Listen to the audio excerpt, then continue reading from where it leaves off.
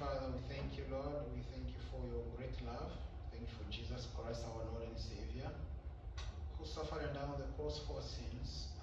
Thank you for bringing us, Lord, here so we can come and worship you and call upon your name. Lord, help us to learn more about your scriptures. Help us to be able to understand it and to use it in our life and use it in our spiritual walk with you. Help each and every one of us and those who are on their way. Help each one of them to get here safe, and that we can gather together and just worship you. And Lord, help us to keep learning and keep growing deep in the faith. In Jesus Christ, our Lord and Savior. Amen. Okay. When Apollo spills, you are tempestuous. When you are discouraged, thinking God is lost, count your many blessings, name them one by one, and it will surprise you all the Lord has done. Count your blessings, name them one by one. Count your blessings, see what God has done. Count your blessings, name them one by one. Count your many blessings, see what God has done. Are you ever burdened with a lot of care? Does the cross seem heavy you are called to bear? Count your many blessings, every dove will fly, and you will be singing as the days go by. Count your blessings, name them one by one. Count your blessings, see what God has done.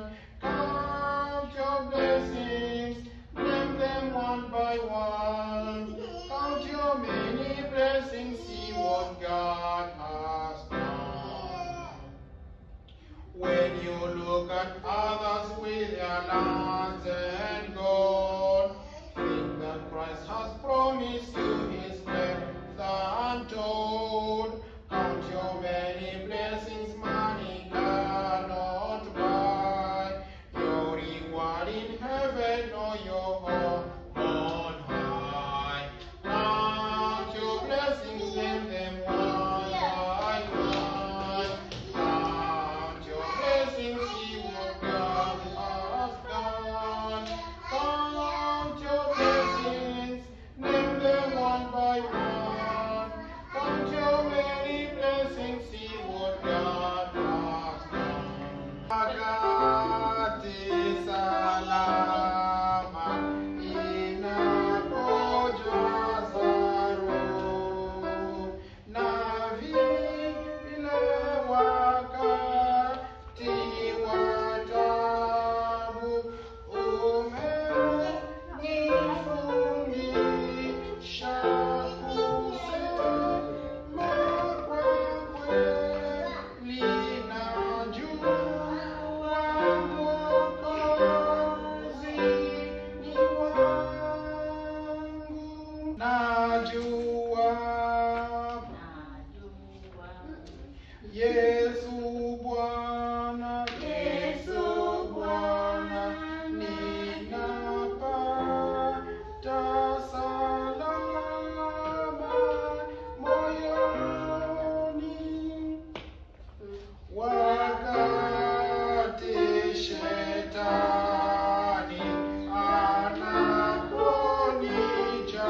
anaponijaribu, salama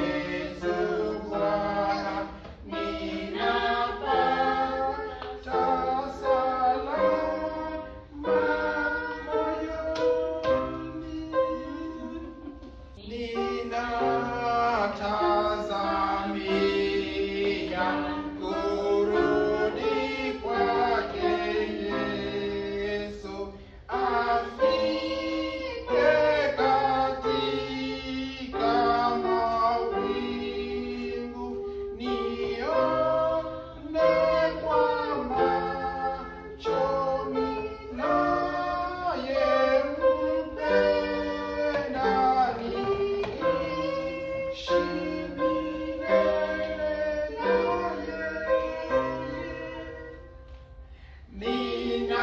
Ninajua Yesu Bwana, ninapata salama moyoni. Amen. Okay. Nataka nimjue Yesu na nizidi kumfahamu, nijue pendo lake na wokovu wake kamili. Zaidi nifahamu Yesu, nijue pendo lake na wokovu wake kamili. 159. Nataka nione Yesu na nizidi kusikia anenapo kitabuni, kujidhihirisha kwangu. Zaidi nifahamu Yesu, nione pendo lake na wokovu wake kamili. Tusome neno la Mungu. Tusome tukianzia mstari wa 18 tunaenda. Kwa maana ghadhabu ya Mungu imedhihirishwa kutoka mbinguni juu ya uasi wote na uovu wa wanadamu, wapingao kweli kwa uovu, kwa kuwa mambo ya Mungu yanayojulikana yamekuwa dhahiri ndani yao, kwa maana Mungu aliwadhihirishia, kwa sababu mambo yake yasiyoonekana tangu kuumbwa ulimwengu yanaonekana na kufahamika kwa kazi zake, yaani uweza wake wa milele na uungu wake, hata wasiwe na udhuru. Kwa sababu walipomjua Mungu hawakumtukuza kama ndiye Mungu wala kumshukuru, bali walipotea katika uzushi wao, na mioyo yao yenye ujinga ikatiwa giza, wakijinena kuwa wenye hekima, walipumbazika, wakaubatili utukufu wa Mungu asiye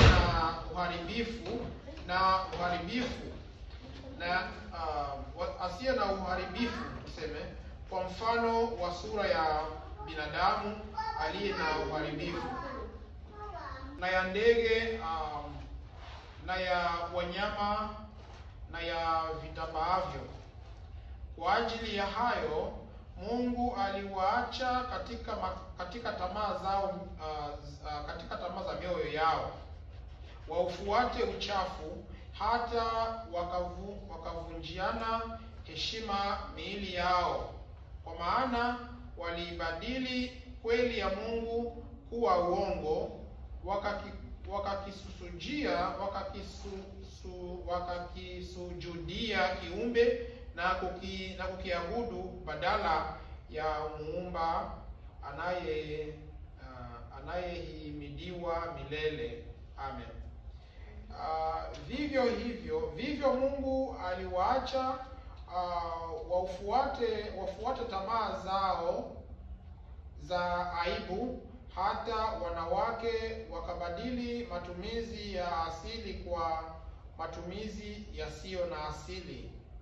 Waume nao vivyo hivyo wayaacha matumizi ya mke ya asili, wakawakiana tamaa, waume wakijitenga yasiyopasa, wakati wakapata nafsini mwao malipo ya upotevu wao yaliyo haki yao. Na kama walivyokataa kuwa na Mungu katika fahamu zao, Mungu aliwaacha wafuate akili zao zisizofaa, wayafanye yasiyowapasa. Wamejawa na udhalimu na kila namna uovu na tamaa za ubaya. Wamejawa na husuda na uuaji na fitina na hadaa, watu wa nia mbaya, wenye kusengenya, wenye kusingizia, wenye kumchukia Mungu, wenye jeuri, wenye kutakabari, wenye majivuno, wenye kutunga mabaya, wasiowatii wazazi wao, wasio na ufahamu, wenye kuvunja maagano, wasiopenda jamaa zao, wasio na rehema, ambao wakijua sana hukumu ya haki ya Mungu, ya kwamba wayatendao hayo wamestahili mauti, wanatenda hayo, wala si hivyo tu, bali wanakubaliana nao yatendao. Kwa hiyo wewe mtu uwaye yote uhukumuye, huna udhuru, kwa maana katika hayo hukumuayo mwengine, wajihukumu mwenyewe kuwa na hatia. Kwa maana wewe uhukumuye unafanya yale, nasi twajua ya kuwa hukumu ya Mungu ni ya kweli juu yao wafanyayo hayo. Wewe binadamu, uwahukumuye wale wafanyayo hayo na kutenda yayo hayo mwenyewe. Je, wadhani ya kwamba utajiepusha na hukumu ya Mungu? Au waudharau wingi wa wema wake na ustahimili wake na uvumilivu wake, usijue ya kuwa wema wa Mungu wa kuvuta upate kutubu? Bali kwa kadiri ya ugumu wako na kwa moyo wako usio na toba, wajiwekea akiba ya hasira kwa siku ile ya hasira na ufunuo wa hukumu ya haki ya Mungu, atakaye mlipa kila mtu kwa kadiri ya matendo yake. Wala ambao kwa subira katika kutenda mema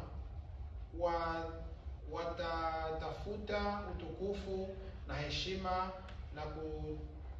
na kutokuharibika, watapewa uzima wa milele. Na wale wenye fitina wasioitii kweli, bali wakubalio dhuluma watapata hasira na ghadhabu, dhiki na shida juu ya kila nafsi na mwanadamu atendaye uovu, Myahudi kwanza na Myunani pia, bali utukufu na heshima na amani kwa kila mtu atendaye mema, Myahudi kwanza na Myunani pia. Asante. Tuombe. Baba, katika jina la Yesu tunakushukuru kwa neno lako. Bwana, tuko katika kitabu hichi cha Warumi. Tunaendelea kujifunza. Wiki mbili zilizopita tulijifunza sura ya kwanza, na sasa tunaendelea pia katika sura ya kwanza na kuruka katika sura ya pili ya kitabu hiki cha Warumi. Bwana, tunakuomba utuongoze, tufahamishe yaliyo ndani yake, tupate kuendelea kujifunza katika kukua katika neno lako. Tuwaomba Bwana pamoja nasi hadi mwisho wa ibada hii. Tuwaomba tukiamini katika jina la Yesu Kristo Bwana wetu. Amen. So tumejifunza wiki iliyopita namna injili, tumesema injili ni nini, tukaongea kwamba namna ya kutokuionea haya injili. We learn about the gospel and how not to be ashamed of the gospel last week. So this week, I think we are going to continue with chapter 2 of the book of Romans. Tutaendelea katika kitabu cha Warumi chapter 2. Tuanza hiyo chapter 1. We're going to start from chapter 1 verse 18 to chapter 2 until verse 10. So what we are going to do is, so we're going to start like this. Here, the court is now in a session. Paul could have used those awesome words in this point in his letter, because Romans chapter 1 verse 18 says, it's the door that leads us to God's courtroom. So tunaenda jifunza katika hii sura ya mstari wa 18 wa sura ya kwanza, ndio utangulizi wa hukumu ya Mungu. It's the beginning of God's judgment. Ni utangulizi wa hukumu ya Mungu, kwa sababu Mungu aliweza kuonyesha kama kila mtu, everyone is guilty. Everyone is a sinner. So he's starting this point by this verse of Romans.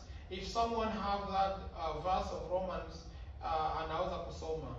If you have that, Bishop, verse 18 of Romans chapter 1, unaweza kusoma. You can read now. For the wrath of God is revealed from heaven against all ungodliness and unrighteousness of men, who suppress the truth of unrighteousness. Okay, thank you. Kitabu cha Warumi kinaongelea kuhusu haki ya Mungu. Ndio mwanzo wa hii kitabu.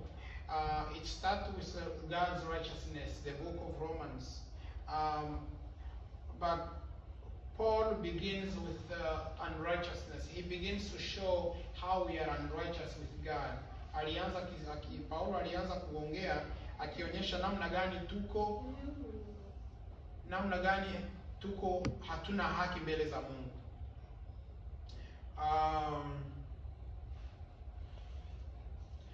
So aliweza kuonyesha katika kitabu hiki katika hii sura ya kwanza na sura ya pili, Paulo ameweza kuonyesha kama mbele za Mungu hatuna budi. Sisi sote ni wenye dhambi mbele za Mungu.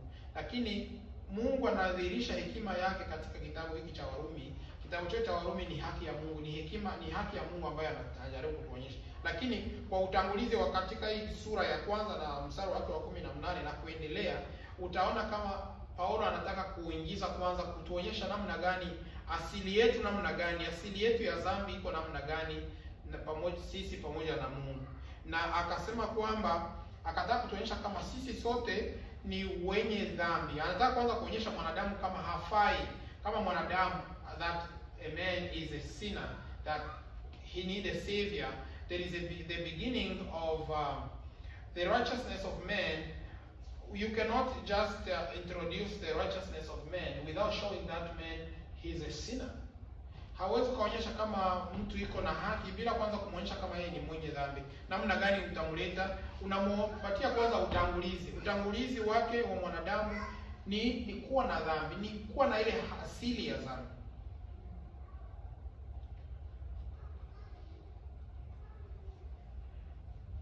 Kama mtu hajaelewa kama yeye ni mwenye dhambi, hawezi kupendezwa na neema ya Mungu iletayo wokovu katika Yesu Kristo. Lazima kwanza mtu aelewe kama kwamba yeye ni mwenye dhambi baada ya kupata neema, baada ya kupata wokovu wa Mungu utokanao na katika neema kwa njia ya Yesu Kristo. Lazima kwanza uelewe kama wewe ni mwenye dhambi. Baada ya kuelewa, when you understand that you are a sinner and that you need a savior, so the first thing that you're going to do, you have to understand that I am a sinner. That's what Paul is trying to introduce to us, the book of Romans, by showing us that we are sinners. First, that we have the sinful human nature. We have been made sinners through our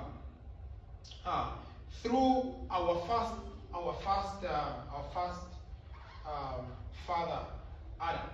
You know how it is. So, and showing that nobody where you are geographically, hata mahali pote utakapokuwa huko Kongo, hata kama unajificha msituni, ujue kama wewe tu ni mwenye dhambi mahali pote utakapoweza jificha. Kwa sababu namna gani? You can see people who do not have the right God, who do not have the exact God, like the God we worship. They have the idols. Walikuwa na miungu. Wakati walikuwa na miungu, walikuwa na akili kama kuko mtu ambaye anaitwa Mungu. Na pamoja na hiyo, kwa sababu ile akili yao wamepotezwa kwa kwenda mbali na mapenzi ya Mungu, they are lost and they went away from the will of God. In their mind, they still have that something in their mind showing that they are sinners. Wanasikia ndani yao kuna kitu kinasema wao ni wenye dhambi. Kwa sababu ile dhamiri zao zinaambia kwamba tunahitaji Mungu. Sasa ndio wakaenda kutafuta miungu mingine. Wakaenda kutafuta miungu kama vile na Mgajalugulu, kama vile Kimbirigiti, kama vile na wengine wa miungu. They went to find the gods.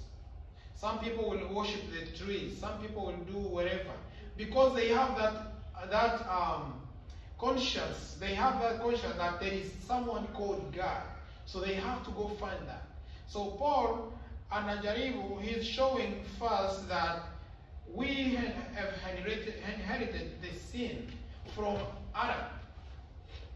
So first of all, tulikuwa na Mungu.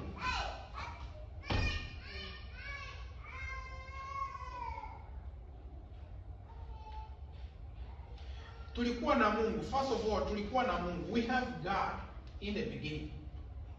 You remember, God made Adam and Eve, right? So Mungu alimuumba Adamu na Eva. Akawaambia, nyinyi nawapatia, you guys going to live forever. Mutaishi milele. You're going to live forever. You're not going to die. You're not going to be sick. Hautaumwa. Utaishi milele. Hautakufaka. Wewe utaishi tu miaka yote. Na hautaumwa. Hautakula kwa jasho. You're not going to sweat when you eat. You're not going to work hard so you can get your food. You're not going to go to school to work hard so you can get a degree. You're just going to be just chilling out. You're just going to have fun. You're going to be fine. You're going to have everything you need. As long as you stick to me, as long as you know I'm God, as long as you love me, as long as unabaki na mimi, nitakupatia kila kitu, lakini ubaki na mimi tu. Usiondoke. Utaishi milele, hautakuwa na magonjwa, hautakuwa na njaa, hautavaa uchi, utakuwa na kila kitu. Mwanadamu akasema, hapana, hiyo haitoshi.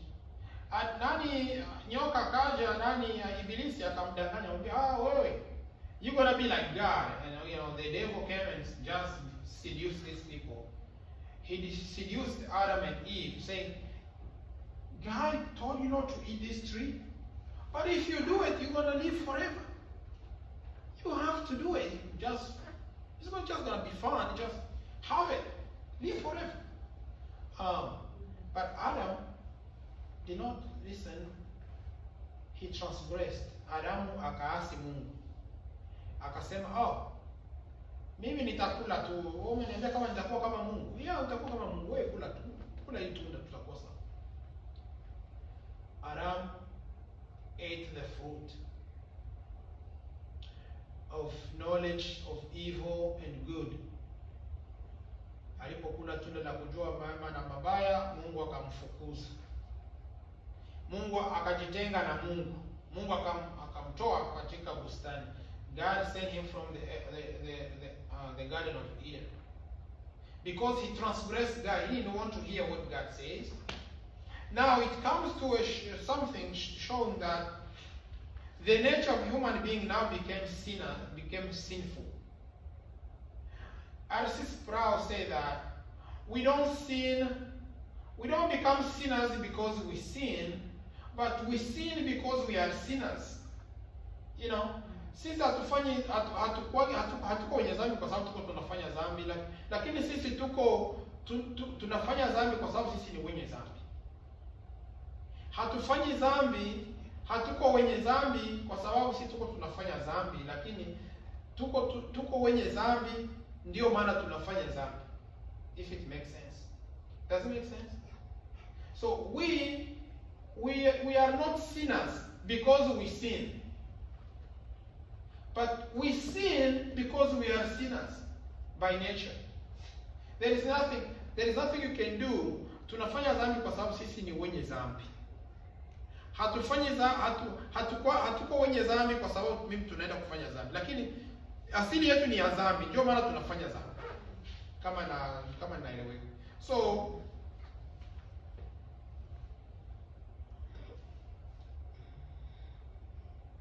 So ni namna gani wanaume wote na wanawake wako na hatia mbele za Mungu? Ni namna gani sote tumeonekana kuwa tuko na hatia mbele za Mungu? Paulo alianza kitabu chake cha Warumi kuonyesha kama sisi tuko wenye dhambi, tuko wenye dhambi na ndio maana tunahitaji mkombozi.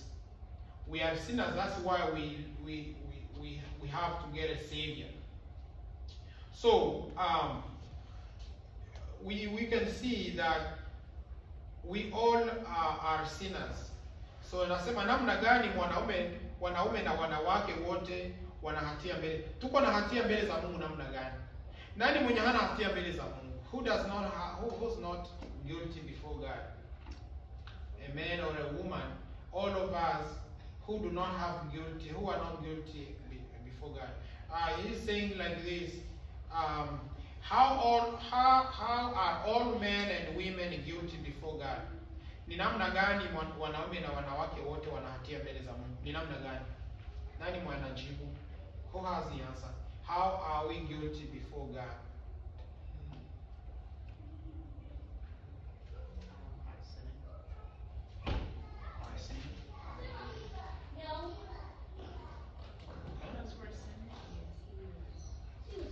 Yes, because we are sinners, we are guilty before God because we transgress God's law. Remember, God gave us Adam and Eve and said, you're going to surely die. If you eat this fruit, utakufa hakika ukikula hili tunda. And then they transgress. And all of us were counted guilty because of Adam. For all have sinned and come short of the glory of God. The Bible says in Romans chapter 3, there is no righteous, no, not one. Hakuna mwenye haki hata mmoja. Kwa maana wote walifanya dhambi, wote wakapungukiwa na utukufu wa Mungu. Warumi sura ya 3 mstari wa 10 na mstari wa 23. So ni nani sasa anaweza kuepukana na haki na ghadhabu ya Mungu? Ni mtu gani ambaye hana hatia? Kuna mtu ambaye hana hatia kati yetu mbele za Mungu. Mungu anapokuangalia sasa hivi unakaa hapa, anakuona namna gani? Anakuona wewe hauna hatia mbele zake ama anakuona una hatia mbele zake? When God sees you, does he see you as someone righteous or someone guilty or someone not guilty? Guilty. Why God sees you as a guilty? Because he said transgress what? Bingo. Amen. We transgress God's law. Tumekeuka sheria ya Mungu. Ndio maana sisi tunakuwa waasi. Dhambi ni nini? Dhambi ni kuasi. Dhambi ni kumuasi Mungu. Sasa tumekeuka sheria ya Mungu. Na hakuna mtu anayeweza kufanya sheria za Mungu zote, kwa sababu kila mtu amepotea. Sababu Mungu alimwambia Adamu usifanye hivi, akafanya vile. Sote tukahesabiwa kuwa wenye dhambi. Tukahesabiwa mauti. Mungu akasema sasa na hakika you guys going to die because you transgressed me, umenikataa. Mmependa vile shetani aliwaambia. You guys just listen to the Satan, what the devil, what he told you, and that's what you guys are doing. For now, you guys going to die.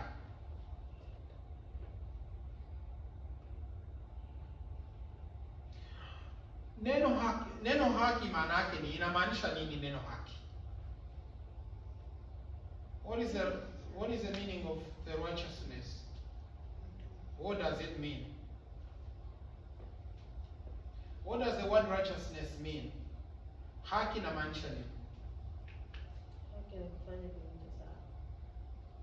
Kufanya kilicho sawa. Mwingine? Haki ni nini? What is the righteousness?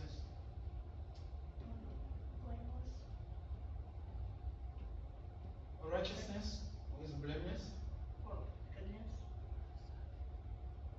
Okay. And what's that? I don't know. I don't know. Okay.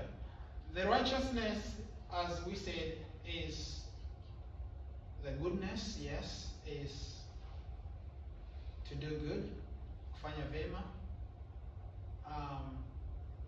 I think that's how we can say it. Kufanya vema ndio haki.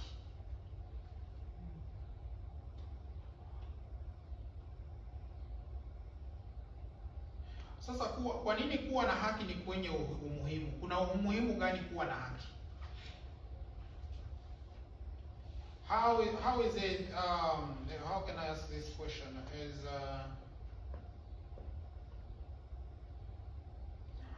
No. Kuna umuhimu gani kuwa na haki kwa mtu asiyemwamini? Je, kuna umuhimu gani mtu huyo ambaye hajamwamini Yesu Kristo kuwa na haki? Kuna umuhimu gani kwa huyo mtu? How is it to someone to an unbeliever the righteousness it means what to that person? Hawezi kuwa haki kwa sababu hajamjua Kristo. Hawezi kuwa mwenye haki. Okay. Just doing good things, like doing right things that are For someone part of who the law. to an unbeliever, someone who does not trust in Christ, in Jesus Christ, he still relies on his own works. He still relies on himself. I can do better. I can just be myself. I can live my life. I can go to heaven by myself doing good. Someone who does not believe, all those people, we count them as not believers. Because someone who can say, I can go to heaven because I'm doing good. I'm loving God. I'm going to church. All of those are still unbelievers. How is unrighteousness? How is righteousness like to that person? How do they understand the righteousness? Doing what is right. They do the opposite. Wanafanya kinyume na haki. They do the opposite. Instead of doing the righteousness, they do unrighteousness. He can do right. He can do something good and he doesn't know God. Mm-hmm. He doesn't know Jesus Christ. So he cannot. Asiyemwamini Yesu Kristo hawezi akafanya haki, hawezi akatenda haki, kwa sababu kwake haki sio haki. Do you guys understand this? For an unbeliever, the righteousness for that person is unrighteousness, and the unrighteousness to that person is righteousness. They go contrary of us. If they see you sitting in this church, they laugh at you. Because for them, They would rather have fun. They would rather go, swim. They'd rather go to a movie. They'd rather go drink alcohol. They would rather. And when you tell them that this is not good, this is sin, they think you are crazy. So they take the righteousness of God to the unrighteousness. So they go contrary. They just go the opposite, right? Wanafikiri wao katika haki yao, haki kwa wasioamini, kwao haki yao ni kule kutokuwa. Sisi haki ni kufanya vyema, si ndio? Sasa kwa wasioamini, haki kwao ni kule kutokufanya haki. Ndio haki. Mtu anaua mtu ama mtu anasengenya mtu, anaona kwake ni sawa, anaona ni vema, anaona ni maisha ya mzuri. Tofauti akiona wewe hausengenyi mtu, wewe anaona kama wewe ndio una makosa. Kipindi yeye ndio ana makosa ambaye anafanya pili. Unaona leo wako wanaume wanaoa wanaume katika nchi. Wanawake wanaoa wanawake. The man marry a man, a woman marry a man, a woman marry a woman in this country. A man marry a man in this country. So if you tell them this is wrong, this God does not like what you guys are doing. Mungu hapendezi na mnafanya mnaoa mwanaume na mwanaume, mwanamke na mwanamke mnaoana. Mungu hapendezi nayo. When you tell them that God doesn't like it, Mungu hapendezi nayo, they think you crazy. They hate you because they don't like the righteousness. They don't like to be in the light. They always like to be in the dark, and for them the darkness it means light. For you, darkness is darkness. But for them, darkness for them is light. So that is the difference between them and us. Okay, now we can do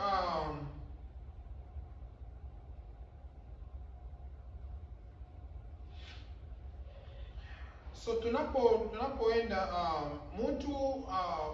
watu walioanza na kumjua Mungu, bali walitupilia mbali ukweli na kumwacha Mungu. So remember, people started by knowing God, because God revealed Himself to Adam, our first father. He revealed, Mungu alijidhihirisha kwanza kwa Adamu. Alipojidhihirisha kwa Adamu, wakamjua Mungu. Lakini then later the devil came and just seduced them, deceived them, and they followed the devil more than followed God. So they started living in the lifestyle that is not really God's lifestyle. So wakaanza kuishi maisha ambayo sio maisha ya utakatifu, maisha ya kuwa ya kumjua Mungu, maisha ya kutokumpenda Mungu. Wakaanza kuishi mbali na ukweli wa Mungu. Wakafanya ukweli wa Mungu kuwa kutokuwa ukweli wa Mungu. Unanielewa? Walifanya ukweli wa Mungu kutokuwa ukweli. Walibadilisha. They changed the righteousness of God to be an unrighteousness of God. So they start reverencing, wakaanza kuheshimu viumbe kuliko kuviheshimu Mungu wenyewe. So anasema, kwa nini mwanadamu ana hatia mbele za Mungu? Why a man is guilty before God? Why a man is guilty before God? A person. Why a person is guilty before God?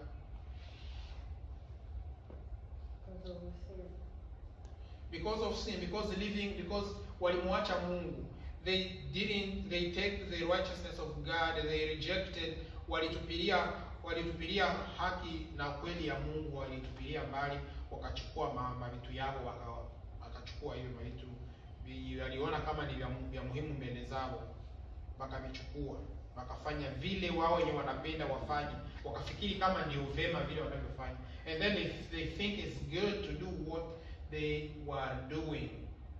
and then they left, they forsook God's righteousness. Then they thought they're gonna do better by just being themselves, by not involving God in their lives. You know, and we see these people around us. There are a lot. You know, we're gonna learn more about how they become idolaters. Idolaters.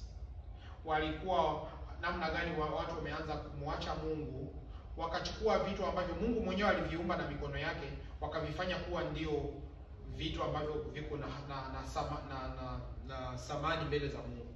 Wakavifanya kama ndio vitu viko na value mbele za Mungu. Wakaacha things that God told them to do.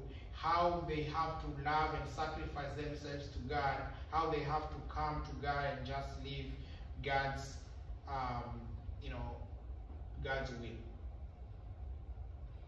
So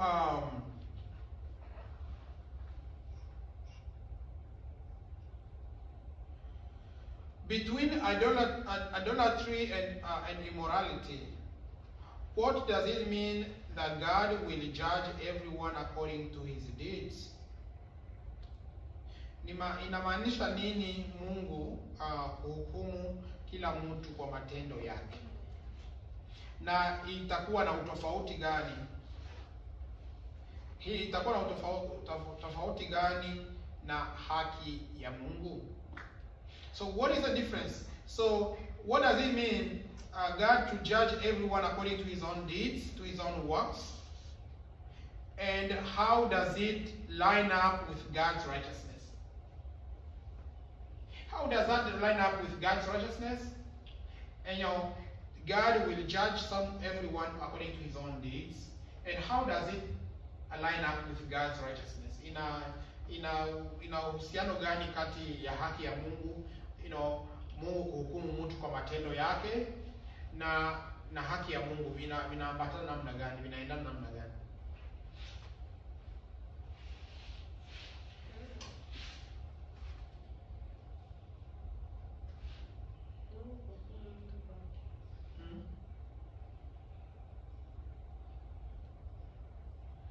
Kumbuka, tumeanza kusema, we start saying that men start worshiping idols.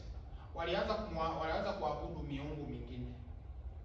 Imagine God created the trees, the animals, the insects, but a man ended himself. A man brought himself down less than a creature. But while God told us that we're gonna dominate, Mungu alituambia tutaweza kutawala wanyama wote na kila kitu kilicho humu duniani. Lakini then sisi tukaona kama sisi ndio wadogo kuliko vile viumbe. Tukaanza kuviabudu viumbe kuliko kumwabudu Mungu. You see how Paul is trying to show, we are transitioning from, showing you the nature of a human being. Now we are showing you how we transgress, how we went away from God's will. And then we're going to move, we're going to transition from there, and then we're going to show how the grace of God came and what the expectations of God to us. So we're going to show that. But first of all, we are still lingering here. We are still just like trying to show you here how we look like. What is our nature? Asili yetu namna gani? Bado tunajaribu kuonyesha kwa hapa kwenye tuko sasa. And then we're going to transition, tutatoka hapo tukuja kuonyesha namna gani neema ya Mungu ilikuja namna gani. Na Mungu anatarajia nini kwetu. Tutaenda kuonyesha pale. First of all, we have to show that we have been brought ourselves down less than a creature. We chose to worship the universe, to worship the trees, the animals, the everything, more than someone who made those things. More than God. We worship the trees, we worship the houses, we worship the cars, we worship everything surrounding you, in our contemporary world now. So now, tumeanza kupenda hizo vitu, tunaanza kuviona kama ndio vitu viko superior kuliko Mungu. Ndio vitu viko vya juu. sisi tunapaswa, we could have been the people who are superior, who are above those things, but we brought ourselves down to be less than those things. Am I making sense? Let's see, if you know God is higher than you, kama unajua kama Mungu ndio mkubwa kwako, alafu wewe na Mungu akakwambia utaangalia hizi vitu vyote vya dunia mimi nakupatia, lakini utakuwa unaniabudu mimi. Sasa wewe, then you start, instead of worshiping the true God who told you to be overseer of everything that lives in this world, but you start worshiping these creatures that God made. And you are the person God put you on top of everything. Mungu alikuweka juu ya kila kitu. Lakini sasa wewe, kwa sababu wewe ndio unaanza kuwa Mungu. So mimi niko president wa Kongo leo. Alafu mimi niko president wa Kongo, ninaanza kwenda kupigia raia wa Uvira magoti. Usinisaidie. Imagine you are Trump of this country. Now you find yourself like you are just like you don't have any value. You are just like someone of low estate or of low esteem. Do you guys know the esteem? Someone of low value. You are here, now you bring yourself down here. That's what we do. So God placed us on top of everything. Everything that exists in this world. We could be the people, looking at those things. But we brought ourselves down and less than the creatures themselves. Because we could just be worshiping the only true God, but we brought ourselves down to worship things that are below us. So these things, we are in between. God here, we are here, and then the creatures are down here. So imagine, we could be worshiping those God above, and the creatures could be worshiping us, not us worshiping the creature. So we bring ourselves down, worshiping the creature more than worshiping God. So now, tunaabudu vitu vya dunia kuliko sisi kumwabudu Mungu, kwa sababu sisi ndio wakubwa kuliko vitu vya duniani. Lakini tunajileta si wenyewe kuwa ndio wadogo kuliko vitu vya duniani, na ndio maana tunaenda kuviabudu. So tunaongea sasa namna gani? Tunakuja kusema sasa namna gani sisi inamaanisha nini hukumu ya Mungu, inamaanisha nini Mungu kuhukumu kila mtu kwa matendo yake, na inaambatana namna gani na haki ya Mungu. How does it line up? So God will judge everyone according to his own deeds. And we know that by grace alone we've been saved, and not by works, lest any man should boast. We know that. Tumeokolewa kwa neema na sio kwa matendo, ili mtu asipate kujisifu. Sio kwa matendo yangu ninayofanya kwamba nitaenda kuokolewa, bali ni kwa neema yake ndio tunapata wokovu. Sasa Biblia inatuambia kwamba Mungu atahukumu kila mtu kwa matendo yake. Is he going to judge us through our works, through our deeds, or is he going to judge us through his own grace, that is through Jesus Christ? What is he doing in this case? What does it mean in this verse here when we read the scriptures say that God is going to judge everyone? Someone said, usimhukumu mtu. Hey, usikuhukumu mtu, usikuja kuhukumiwa. Si ndio mimi nasema? Usihukumu mtu, usije kuhukumiwa. Wait, yes. We don't have to judge other people so that we don't be judged by God. So the Bible says, if you see your brother having, I don't know how you call them, something in his eye. And you say, oh, I see you have this in your eye, but you don't remember that you have a big thing in your eye. A splinter in the wall. Yes. You see, if you point at me, let's say if I point at my sister, can you tell me what I'm doing? What is happening? You're pointing at her. What do you see? Your finger. Okay. How many fingers do you see? 2. One is going where? One is pointing at her. Where is another one? Pointing Doing. up. Were you? Huh? Pointing up. No, pointing at One you. is pointing at you and one is pointing. Yeah. So you don't look at someone less than you. You don't say, oh, I am very spiritual than you. But you don't know if this person may be more spiritual than you. So you don't judge people. But how do you judge people? Do we just have to just let it go? No. We judge people through the scriptures. Tunahukumu watu kupitia maandiko matakatifu. That's how we judge the people. If someone is sinning, we look in the Bible says you are sinning.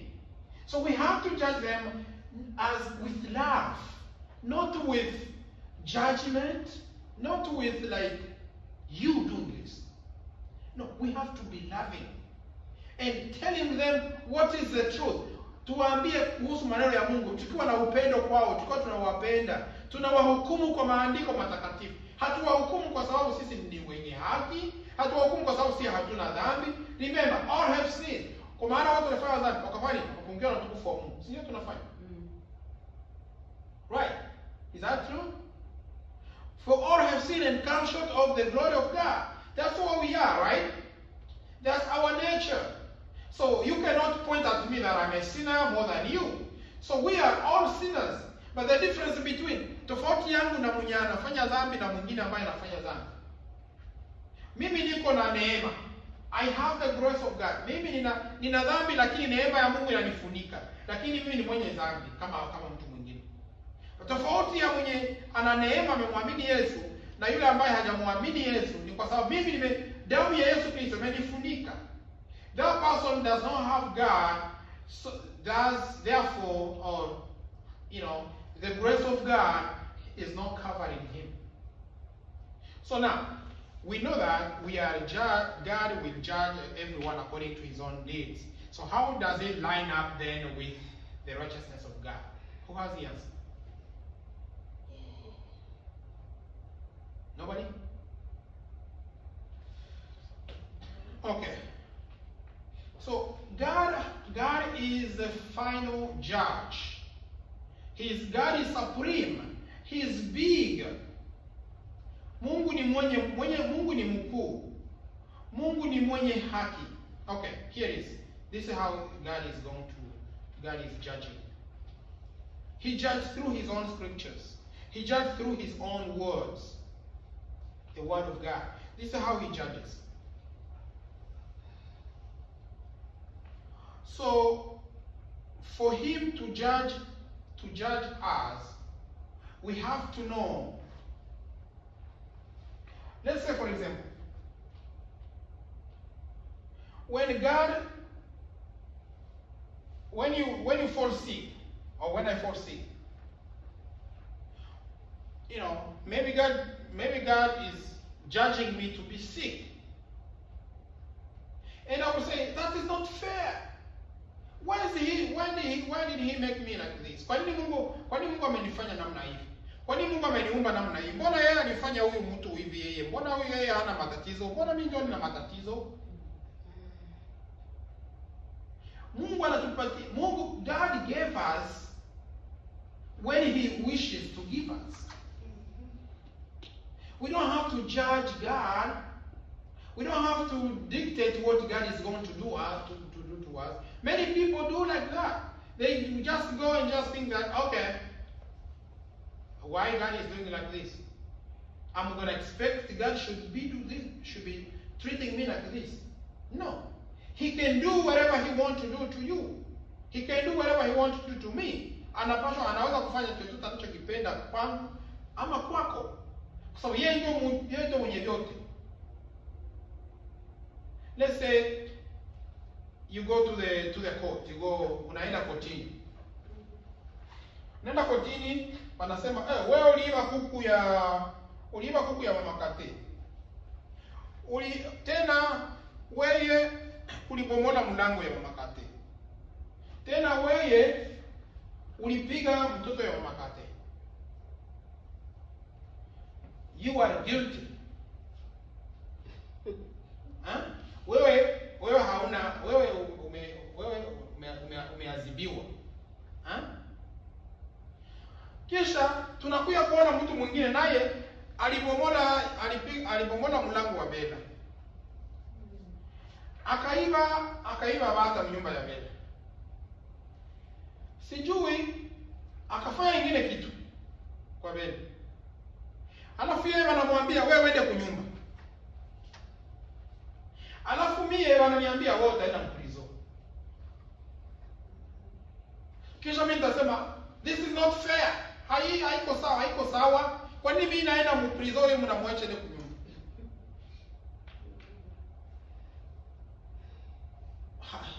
Hakimu ni wanamuita nani? Hakimu atachagula. The judge will choose to send me to the jail and to send this person home. Because he's a judge.